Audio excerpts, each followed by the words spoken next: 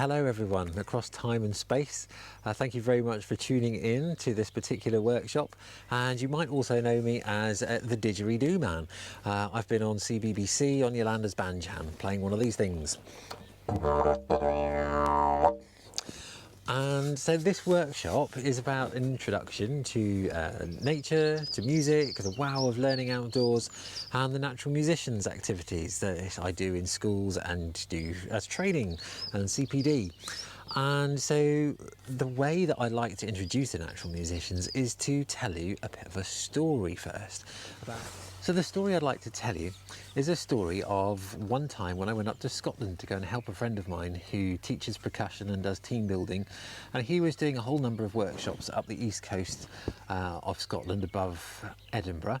And we were in Aberdeen for a few days, and one afternoon we had the afternoon off, so we decided to go and have a look at a local landmark, which happened to be a stone circle. And as we were walking up to the stone circle, we took some musical instruments with us. I took a didgeridoo and he took his berimbau, which is the sort of Brazilian and Angolan simple musical instrument. It's a sort of bow-shaped piece of wood with a piece of wire and a gourd. Hit it with a string and use a stone. It's a very earthy, simple instrument. And so as we walked up to the stone circle, we were talking about ley lines and why were stone circles in this place and who made them and what did they represent.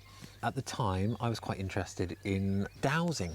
When you're dowsing with a little wire rod and you walk along and the wire rods cross, when you get to an unseen energy of some sort, it might be water underground, maybe it's an energy on the land, going through the land or something.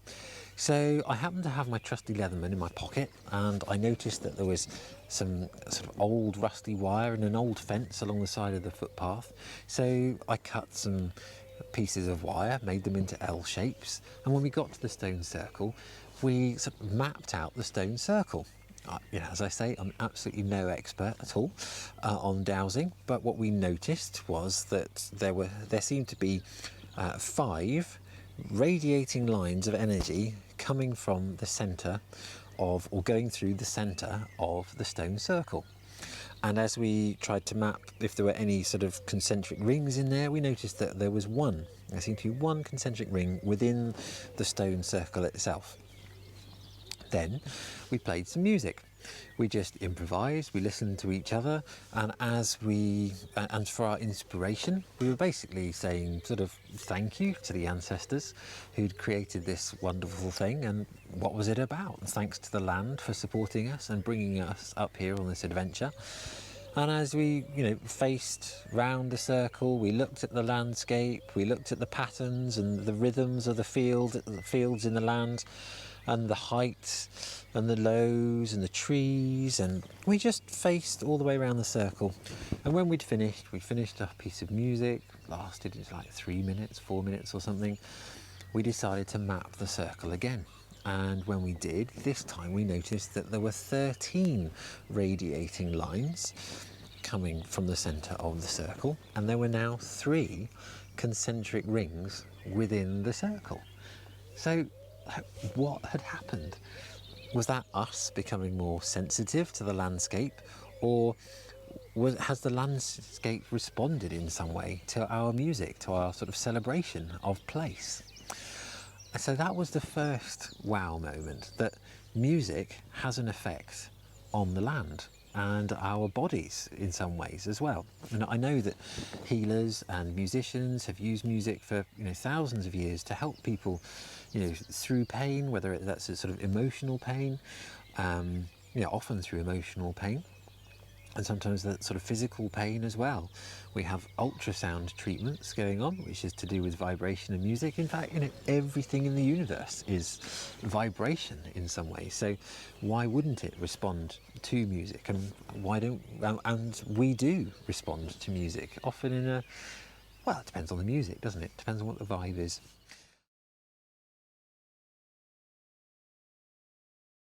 Tell me about these sounds, what do they mean? That means, those mean wah, wah, wah. They mean boom, wah, wah, wah, boom. And then they mean ch, wah, So you've got some wah, written wah, over there, boof, ch. and play it for me. Wah, wah, wah, boof, ch. wah wah wah, booch, wah wah wah, booch. Beautiful. Love it. At around the same time, I was also teaching didgeridoo in a prep school. I was using a sort of familiar Aboriginal way of teaching rhythms and music, which is through words. I wasn't using Aboriginal words, we were using native words. We were using our names to make up rhythmic patterns and the names of things that the children were interested in, like it could be football team, and also it could be plants or birds or animals. And we used these to create rhythms. And then I was wondering how I could encourage the children to write their own music and write a musical score. So I was quite into Andy Goldsworthy, and I still am, into this environmental art movement of ephemeral natural art. So I started using things like stones and sticks to represent pulse on the didgeridoo, for example.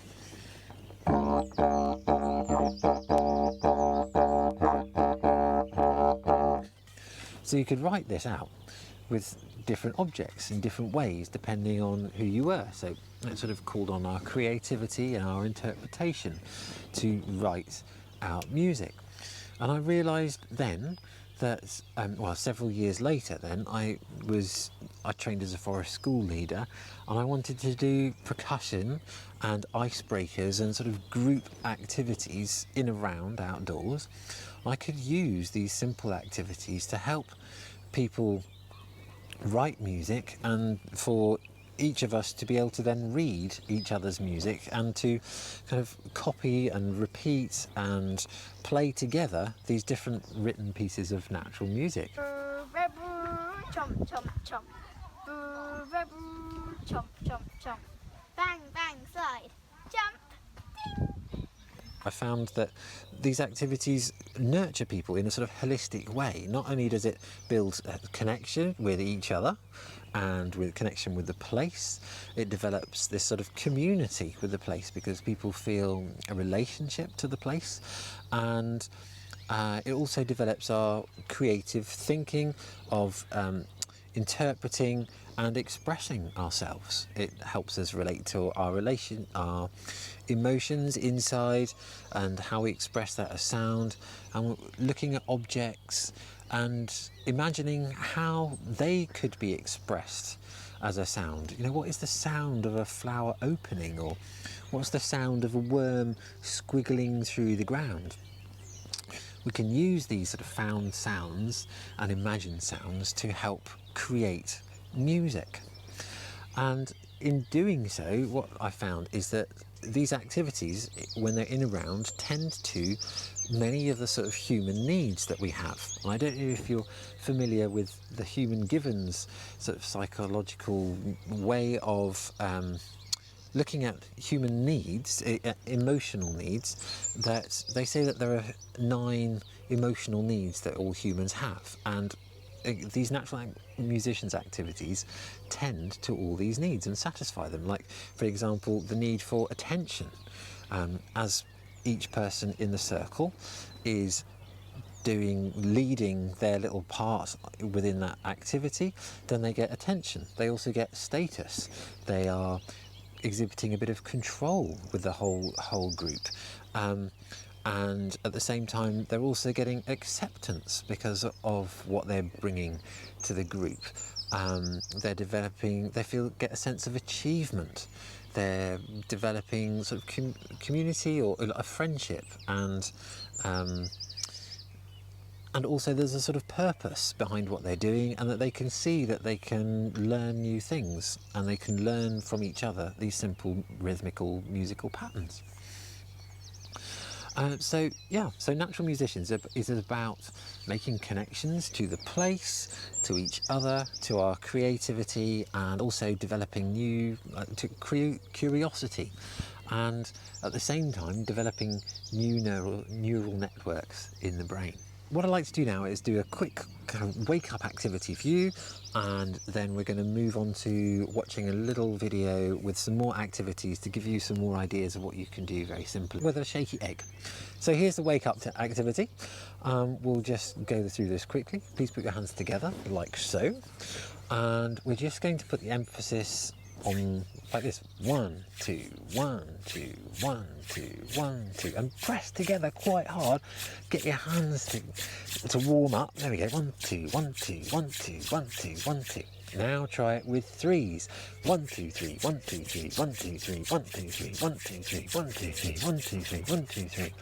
And now let's jump to, we could do fours, but everybody does fours. Let's go to 5. 1, 2, 3, 4, 5. 1, 2, 3, 4, 5. 1, 2, 3, 4, 5. 1, 2, 3, 4, 5. 1, 2, 3, 4, 5. 1, 2, 3, 4, 5. 1, 2, 3, 4, 5. Your hands should be quite warm. Place a hand on your heart. I can't put it directly there because of the microphone's right there. But just have a go for a moment. See if you can feel the pulse in your hand, the warmth of your hand, and maybe even your heartbeat. And you can listen to the bird song here in East Devon today.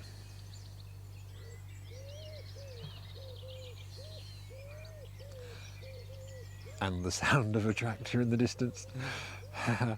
Anyway, so there's a quick activity. Here's another one that you can do, which I do again as a group, and I'm doing this with my reception children in Forest School at the moment, because we're trying to introduce them to all the plants that are coming out, the new growth this spring, and also the sort of dangerous plants. So one of the ones that we've been talking about is Lords and Ladies, which is a lily, and the sap of the plant can be can cause inflammation to soft tissues. So it can make the soft fingers itch. It can also make your mouth sort of swell up. So we've been going like this. We've been going, Lords and ladies, burns your mouth. Lords and ladies, burns your mouth. Lords and ladies, burns your mouth. Very simple rhythm. Gets everybody working together. They have a bit of a giggle when they're doing the sound. And it's fun, builds a connection to the place. Another one, a plant that's out at the moment, is lesser celandine, and it's very bright in the spring. So we've been going, lesser celandine is bright in the spring. Lesser celandine is bright in the spring.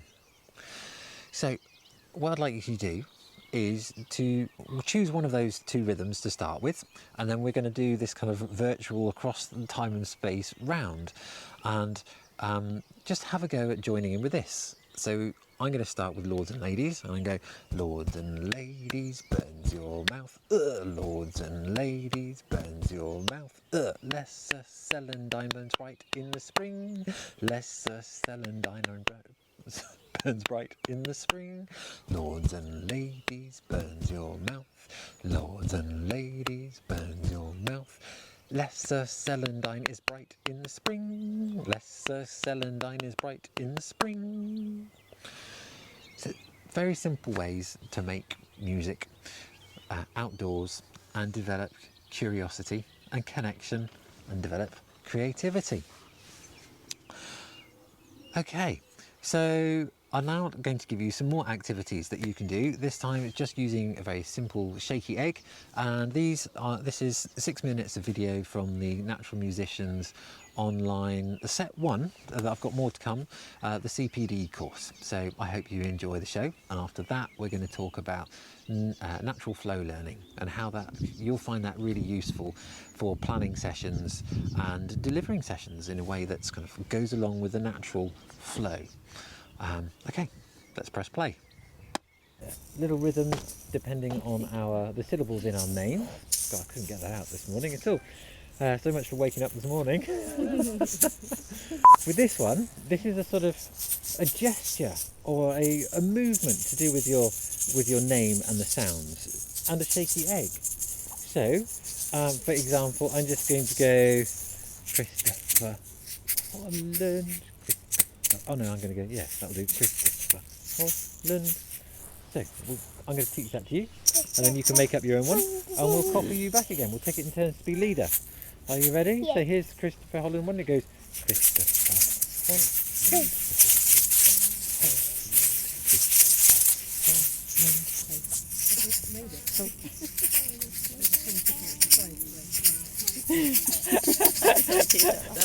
Like a Mandarin, is that like a random pattern? Like a never get a reading in my head what a random pattern. So that.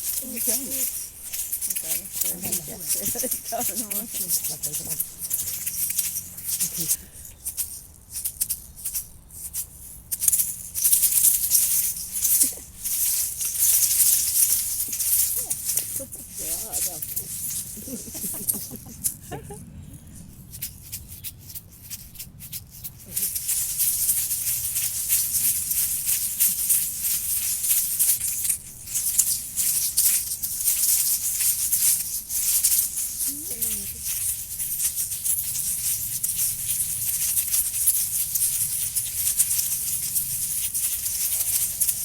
movement.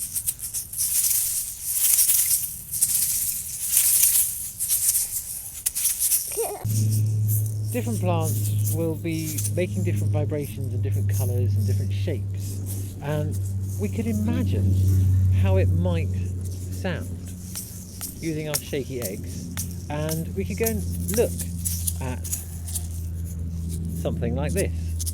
We've got a hazel stem here, and coming out of one side we've got a couple of leaves there. Coming out this side we've got another couple of leaves. Whoops. Over there.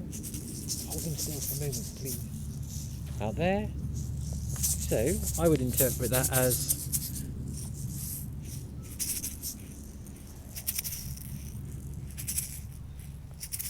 going up, whereas a nettle, it has leaves coming out in pairs on this side, and then it turns to the side and has some coming out that side, and then that side. So again, you could come out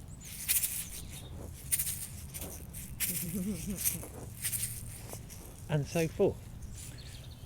What I'd love you to do now is to take your shaky eggs, go and find some plants, study them, come up with the sound of how it's expressing itself, or you are expressing it with your shaky eggs, and then come back and we've got to try and guess what you are.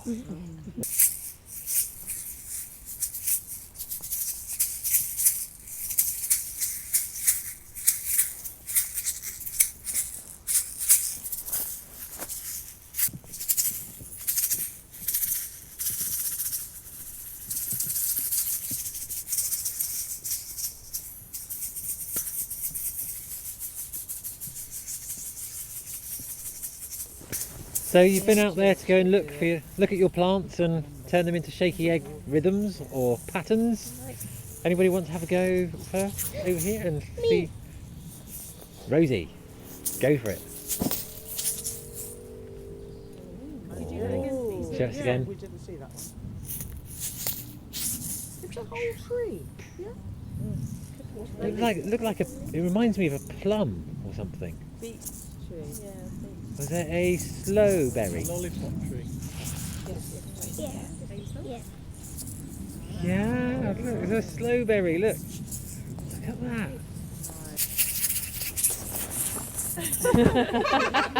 Slow Jim.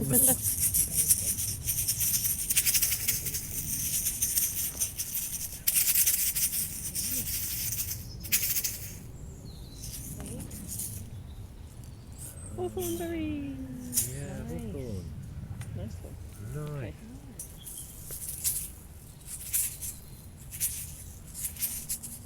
Ash. Yeah. Even Spanish in your accent. Yeah. Flamenco tree. The flamenco tree? Is that what you said? Yeah. No, it wasn't the flamenco tree. Thistle? No, it's quite prickly. Holly.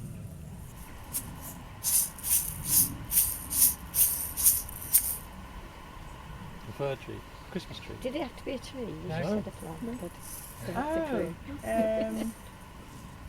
The blade of wood sorrel. Like the not with the dandelion. dandelion. Dandelion, Oh. yeah. A good dandelion leaf to have.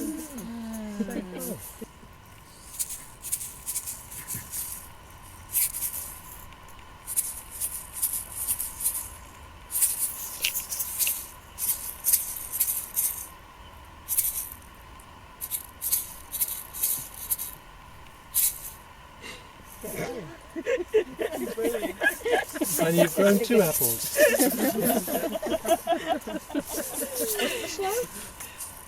Slow. Yes!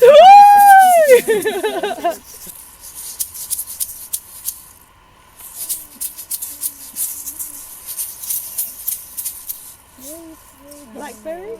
Yes. You guys are actually good shots. Wow. Okay, excellent. So I hope you enjoyed watching those little clips from the course, and that maybe you can see, you get a little glimpse that through the different natural musicians activities we can link to science, for example, through the chemistry of the plants and you know, how they affect humans. We can look at language, the history of language in humans, and also sort of in birds as well, or other creatures. We can look at maths and symmetry of the way that the plants grow and the numbers involved. We can write poems. We can look at the ecology in terms of the connections that one plant, how that might support another plant and support another plant, and support the insects and then the birds and the mammals, and we can look at there's so many different ways. I won't go on. The next part of the workshop is to do with natural flow learning. And this is built upon the premise that everything in nature has a natural flow to it, a flow of energy, whether it's a tide, the cycle of a year, the cycle of a day, and that we can use this kind of energy to inform our planning and delivery of sessions in an educational setting. It comes from the work of this guy here, Joseph Cornell. Okay, so for the last part of this workshop, I'd like to talk about natural flow learning. And it's a model that fits quite neatly onto a compass. Now, I first came upon this way of designing and delivering educational experiences when I was at university, and I came upon a guy who wrote this book here, Sharing Nature with Children, Joseph Cornell. Joseph Cornell is an educator based in America, and he was a park ranger. And one of the things that he noticed when he was trying to educate people about these incredible wonders that people would come to see in the national parks there was that, firstly, before he could get anyone's attention, he really needed to make sure that people felt safe and they knew where the toilets were, that they kind of settled and they got to trust him. And then he could start to awaken their enthusiasm, and then he would give them a focused learning experience, and then he would give them the chance to have personal exploration of the area, and then he would bring them back again to have a sort of shared experience and to share their experience with each other so that they could learn from each other and learn about the different perspectives that different people have and the connections the different connections that people have with a landscape or with a certain knowledge that you're learning in class.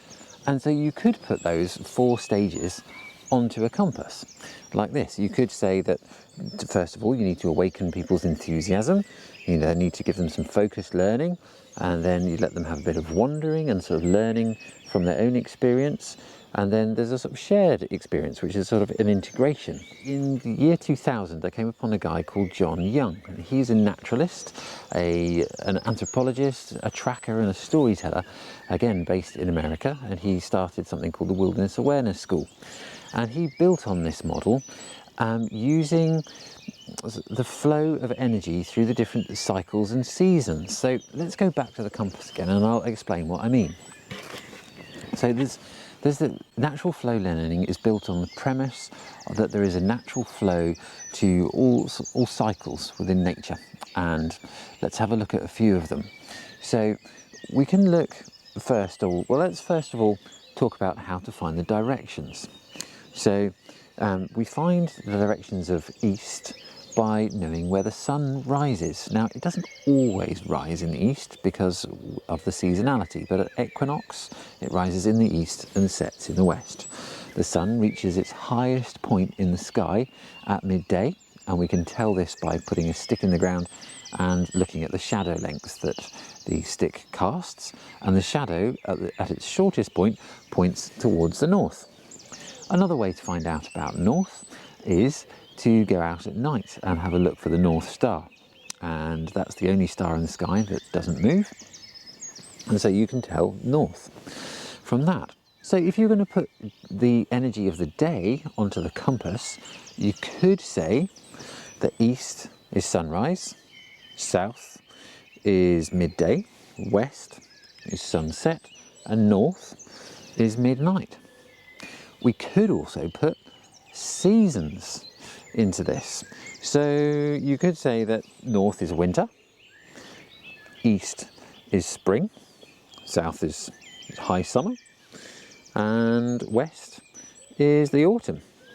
And this corresponds to the human festivals as well. Well, not all human festivals, but certainly here in England and in the Northern Hemisphere, a lot of indigenous or native people have festivals that are in alignment with these parts of the year. So we have midwinter, we have Candlemas or Imbolc, we have Easter, we have Beltane or May Day, we've got Midsummer, we've got the first harvest in August or Lammas, we have the equinox in the autumn, and we also have sort of Halloween or Samhain there in the autumn.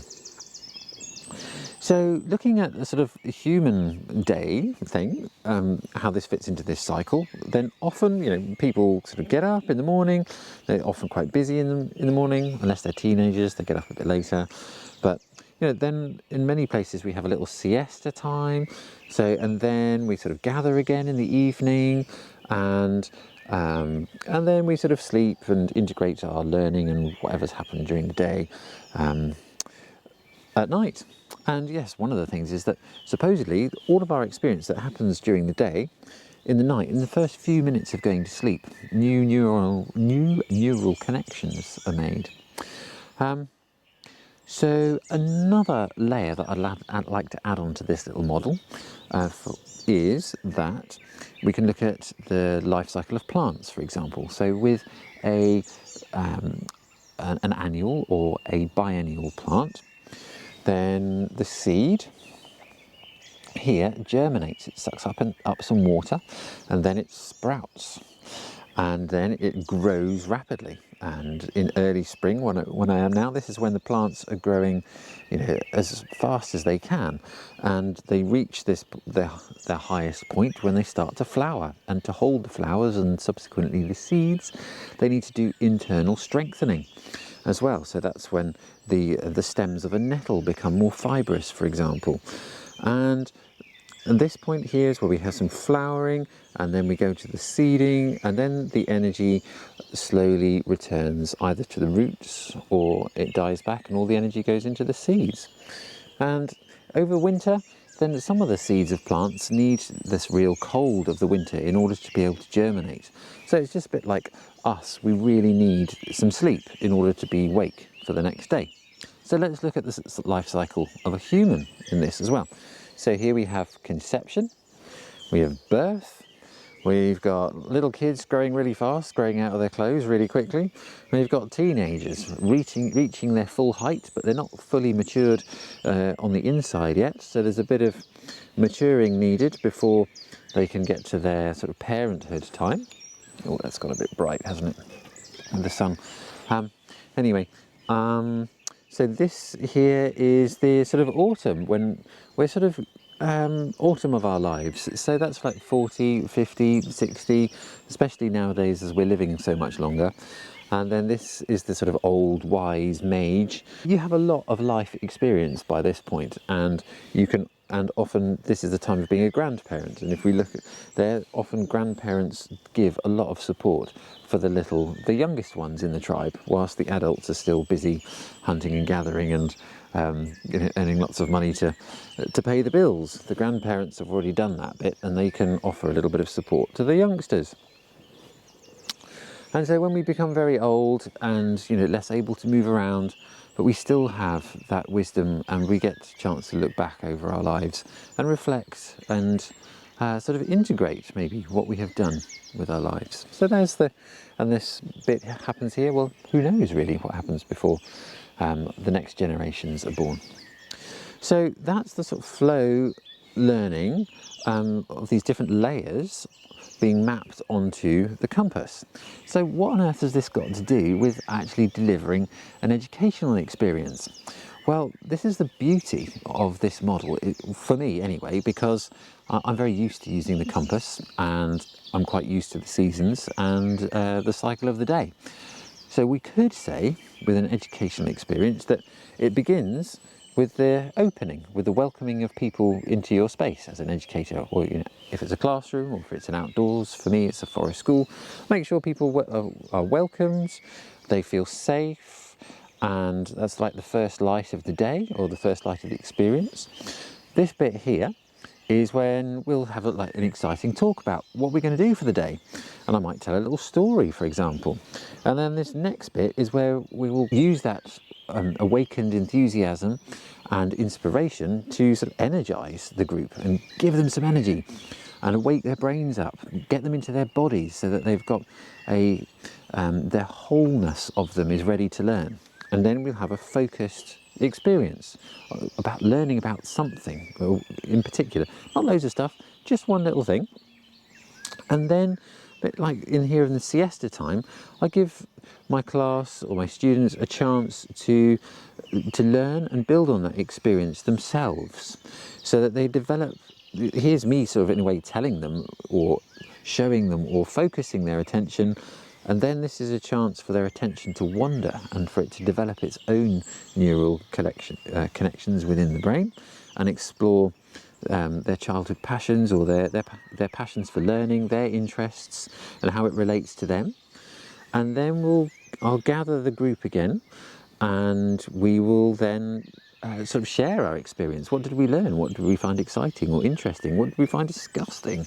All that kind of stuff. But it's sharing experience. And then we get a chance to reflect back on this learning and, what does it mean? And then here, to look for the bigger picture again, we can look at how that learning experience can integrate into our everyday lives. And then we come back to the closing again.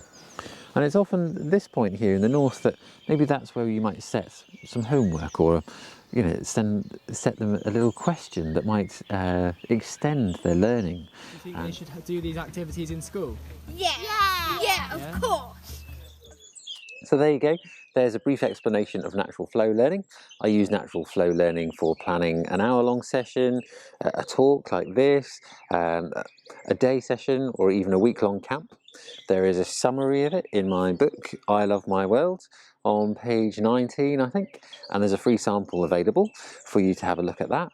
And I also use this nature-connected design tool for helping with team building, with leadership, with project design, a whole range of other things, including sort of indicators of awareness and indicators of the wholeness of a child. All of these things can be mapped onto the compass, and a lot of that work has been done by the 8 Shields Institute, as headed up by John Young, who I mentioned earlier. So we're now moving on to the question and answer session, and if you've got any questions, please type them in and we'll do our best to answer them during the Q&A session. So thank you very much for watching. Bye.